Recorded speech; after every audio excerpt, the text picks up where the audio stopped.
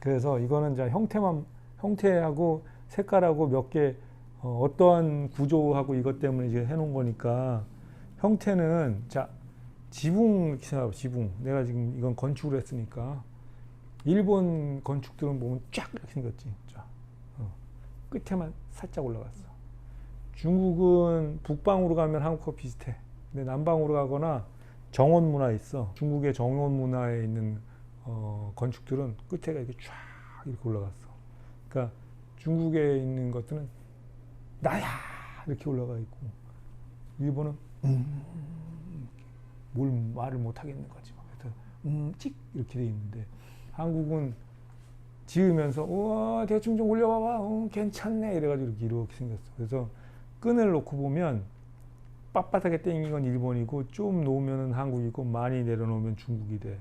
그래서 텐션에 대한 걸로 아주 긴장감은 없지만 적당한 텐션감이 있는 게 한국식이야. 이거는 중국, 이거는 일본에 있는 궁에서 있는 색깔들 있잖아. 이걸 다 모은 거야. 물론 지금 색깔이 단청이 바뀌어가지고 제대로 나오진 않겠지만 그래도 계속 바꿔가긴 했지만 민족성이 있을 거라고 생각하는 거야. 중국은 되게 화려한 거야. 한국은 색감은 다 있지만 좀 눌러놓은 정도 느낌이고. 그리고 이쪽 일본은 무채색인데 거기에 포인트 색깔로 레드를 쓰거나 아니면 골드를 쓰거나 이런 식으로 쓰는 거지. 색감은 그렇고 이거는 아까 얘기한 집이야. 이거 중국집. 쫙쫙쫙쫙. 일본 집 다 트인 거야 지금. 칸막이만 있는 거야. 그 다음에 이거 한국 거. 여기. 이거 한국 거 밀양 손씨 종갓집이래. 그냥 몇 개 이거는 요번에 너희들 보여주려고 그냥 찾은 건데 그냥 아무 데나 찾아봐도 똑같아. 이거는 그냥 이렇게 생겼어. 그렇게 생겼어. 그래서 이걸 보면 자, 이렇게 완만한 곡선이 있고 일본은 직선이고 중국은 치파오는 중국 건 아니야. 근데 몸 모양을 이렇게 따라가는 거지. 겉에 라인이 되게 짙어 있는 게 좀 특징이야. 이것도 볼륨이 있고 이거는 얘네는 일자 모양으로 되어 있고 얘네는 이게 투피스로 되어 있는 청나라 때 옷인데 이것도 라인이 계속 강조되어 있지. 한국은 어떻게 생겼냐면 볼륨가요. 이게 주리대 치마라는 건데 이렇게 쭉 당겨가지고 매는 건데 마음대로 해서 이렇게 볼륨 만드는 거야. 근데 볼륨 만들려면 위옷은 점점 작아졌지. 그러니까 대비적인 거야. 색깔도 대비가 있고 블랙 앤 화이트라든지 좁고 벌키한 걸로 있다든지 이런 거고 중국 일본은 그런 대비가 없어. 한국이 훨씬 역동적인 거야. 한국의 옷 이런 거는 특징적인 거를 내가 이게 정리를 쉽게 해서 해주면은 약간의 곡선 이렇게 후와 이렇게도 아니고 촥 이렇게도 아니고 이게 굉장히 큰. 그래서 우리 옷도 보면 살짝 곡선들이 좀 살짝 필요할 때만 익히는 거예요. 그렇다고 딱딱 맞추는 건 아니고. 두 번째는 색이 일본보다 훨씬 밝어. 그리고 중국은 짙어. 그래서 우리 쪽이 훨씬 밝은 거야. 이게 경쾌해야지. 그러니까 어둡다고 얘기하는 건 다 좀 일본 사람들이 보기에 우리나라를 점령했을 때 얘기지. 한국은 내가 보기에는 어두운 타입들은 아니야. 다 되게 경쾌하거든. 좀 어느 정도. 그리고 되게 캐주얼해. 그 다음에 다른 옷들은 일본 옷은 짝짝 해서 딱딱 붙여야 돼서 안에다가 그 수건 같은 거 둘러가지고 일자로 만들어. 몸을 일자로 만드는 게 걔네 특징이거든. 틈이 없잖아. 중국 것도 치파오 보면 딱 맞아서 몸에 이렇게 쫙 맞아져 있지.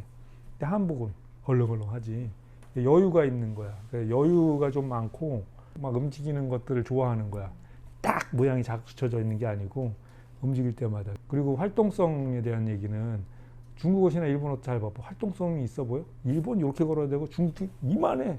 그러니까 자기네는 최고야 이래야 되니까 이렇게 해야 되는데 한국 옷만 이렇게 생겼잖아. 왜 그렇게 생겼어? 지금으로 치면은 여기 코우스 다는 거고 똑같은 거야. 이렇게 줄인 거야. 발목에는 데님 매잖아. 농사 져야 되니까 활동성 때문에 그런데 워크웨어에 비슷한 특징을 다 갖고 있는 거지. 이게 똑같은 걸 착착착 입는 건 쉽지. 셔츠 3개 입고 뭐 이러면 되잖아. 근데 우리는 코디네이션 하는 거야. 막 이렇게도 입고 저렇게도 입고. 그래서 옛날 사진들 보면 좀 막 입은 것 같이 보이는 경우도 좀 있어. 그냥 막 아무렇게나 입어서. 근데 일본인 경우는 다 똑같이 기모노 다 똑같이 입는 거야. 남자 여자도 다 똑같아. 그러니까 오비가 넓어지기 전까지는 남녀 구별이 없을 정도로 똑같아. 뭐 중국도 거의 그런 편이고. 북경에 가보면 산이 안 보여. 일본도 뭐 우리나라보다 그러니까 그 산이 많긴 하지만 우리나라보다는 평지야. 근데 한국은 평지가 없어. 다 산이거든. 그러니까 산이 있으니까 당연히 계곡이 있고 물이 있고 강이 있잖아. 그래서 그 중에 어느 쪽에다가 그러니까 일자로 하려도 강하고 산이 부딪혀가지고 놀 수가 없는 거야. 그래서 풍수지리설 이런 것들은 중국에서 시작은 했지만 한국에서 굉장히 많이 발달을 한 게 어떤 식으로 집을 잘 지어야 습기 안 차고 햇빛 잘 들고 난방비 좀 덜 들고 괜찮을까, 이걸 굉장히 고민을 많이 한 거야. 그래서 그런 얘기들은 자연에 맞출 수밖에 없었고 자연 친화적인 거지. 그럼 뭐 옛날에 불도저가 있었겠어. 어떻게 산을 깎을 수도 없잖아. 그게 더 나는 그러니까 별 수 없이 자연 친화적인 거고 그 대신 굉장히 효율적인 거야. 이런 체에 놓여진 것도 일자로 안 맞으면 안 돼. 그런데 하다못해 사찰 같은 경우도 부석사라는 사찰이 있어. 내가 좋아해서 잘 가는 사찰이 있는데 사찰이 올라가서 이렇게 문 지나가지고 뭐 사신 있는데 올라가서 대웅전까지 이렇게 가고 이렇게 촥촥촥 이렇게 돼 있거든. 근데 이 사찰은 촥촥촥촥 이렇게 돼 있어. 이 가다가 꺾였어. 그래서 아니 웬 사찰이 꺾였지? 그랬더니 짓다가 지형 때문에 똑같이 못 가겠는 거야. 그러니까 옆으로 그냥 이렇게 쓴 거야.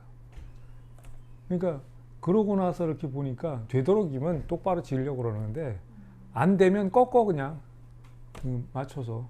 근데 그게 얼마나 실용적이야.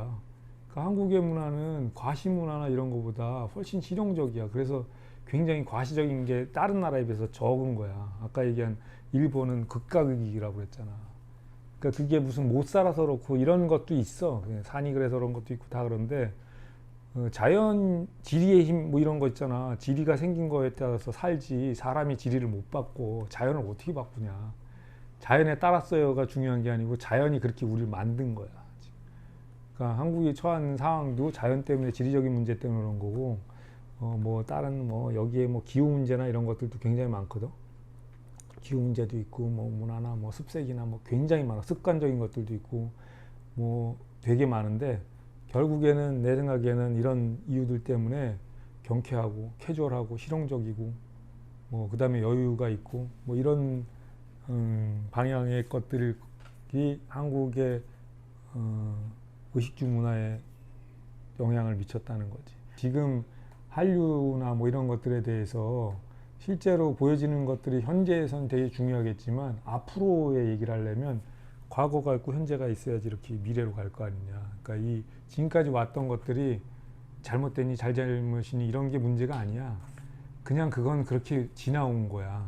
그리고 그거는 과거는 단 한 개도 무시할 수가 없어. 그럼 현재가 있질 않을 테니까.